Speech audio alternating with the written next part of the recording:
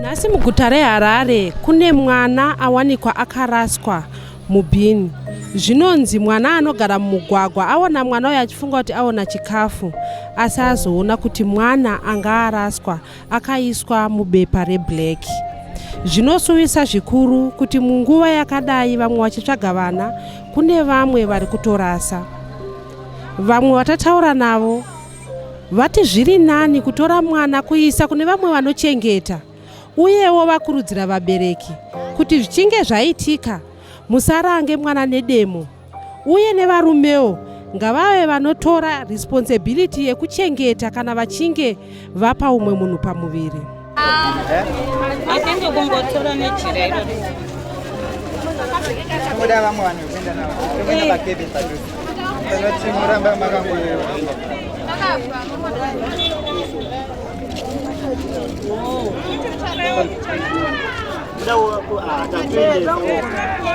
Kuona vanhu vakaungana ndobva tasvika chinzi pane mwana akafa anongwa mubhini nemugunduru, saka hanzi mugunduru angonongwa mubhini ndobva azomudhambawo panapa aona kuti mune mwana paanonga ndofunga anonga achifunga kuti chikafu kana kuti pazoona mune mwana ndobva adhamba panapa, saka pazoita ame mapurisa anga ari musiva hanzi vazokumbira mucheka weweito vazomuvhara naye ndobva vatomirawo nguva yakareba vakamirirawo vanozovatenda sini yacho kuti chidi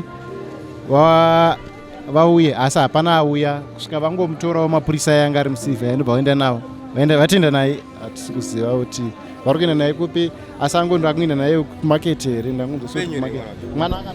Mataura imi muchiti vazokumbira mucheka wewhite kuti vamufukidze zvichireva kuti anga asina kumbobvira aputirwa here, anga akaiswa mupurasitiki kana kuti anga ari mupurasitiki reblack ndomaawanikwa ari paadhambiwa ari.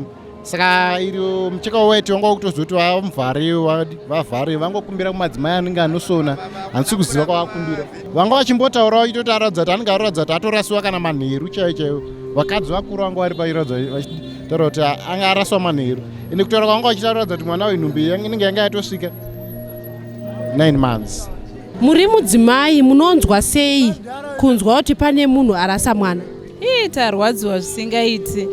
Pano paopposite nepandoshandira tangona vanhu vakaungana tikanzwa nyaya yacho tikauyawo. Idi madzimai ngatisaite unhu hwakadaro, ngativei vanhu vano mwoyo wekubereka. Tarwadziwa zvisingaiti. Isusu tine chikumbiro chekuti dai kuri kunzi hurumende yedu yagadzira mutemo yekuti vanhu ivava vari kurasa vana vatopinzwa mumajeri, kwete zvekunzi anombonzi achazotongwa, ingori life in jail, because kamitiro kacho makesi anenge ari kuwanda nenyaya yekuti vazhinji vachona inyaya dzekuti vanenge vachitsvaga mari, asi ndo mavanozopedzisira vabatira nhumbu dzavamupedzisirawo kurasa vana ivavavo. Saka kubatwa kwavanhu vakadai hazvitodi mutongo, munhu ngaabva angoziva kuti ari kuenda kujeri zvachose. Unga kuti zviri kwese varume nevakadzi vacho, nekuti mwana asina baba haaraswe. Saka dzimwe nguva dzinogona kukonzereswa nevarume, nekuti baba wangu wandidzinga, murume abva ati ndoda kubatira demo, unenge wakusha zondomisa kupi, napukeni racho ndoriwana kupi, obva wangoti the first option ndakutongorasa. Saka zviri kwese ngatingobatsiranei, vana havaraswe nekuti vamwe vanhu varitovatsvaga.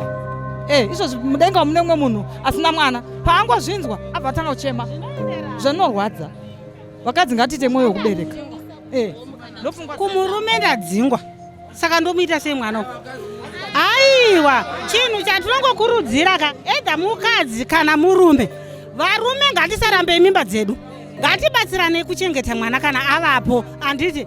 Uyezve ndozokurudzirawo kune vabereki, anditi. Kana mwana amitiswa ngatichigamuchirei zviripo, nekuti mwana uyu akamitiswa ndikadzingwa kwaamai, ndikadzingwa kumurume, handina kwekuenda, ndo option iripo kubvisa nhumbu.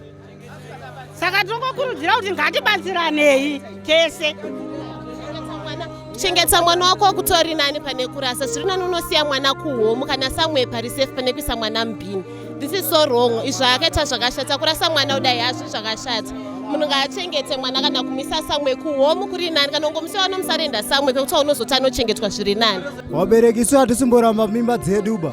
Zvawaita izva zvinombotinakidza batabvuronzwa kurwadziwa.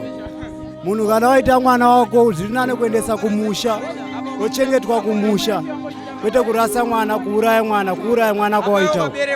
Mwana mudiki haana chanoziya zvawaita izvi. Hatina chakawanda chekutaura zvedu. Officially it's not fair. Mwana haraswe. because apa tiri kuva zvimwe pamwe mwana wechikoro hazviita handitika kuyange ari mwana wechikoro kuyange ari munhu mukuru chaicho handitika vanhu kana uchifana unofanira kuziva kuti kune maprotection ariko osenzisa protection handitika is either wongirikina kana kutonoadopta mwana wacho because kune mumwe munhu akutotsvaga mwana achimushaya than kurasa mwana is not fair asi fair ndio inotonzi medha chaichaiyo iyi yaitika iyi hazvisi fair because ingangoda kusapota zvinhu zvisipo apa hazvipo it's not fair mwana haraswe but munhu yarasa chipo chikuru hatizive mwana uyo anga atori purezidendi zvaitwa izvi hazvina kunaka izvi hatizvikurudzire. Makateerera kuDestiny TV, musakanganwe kuita subscribe. Zita rangu ndoitwa Stella Musha.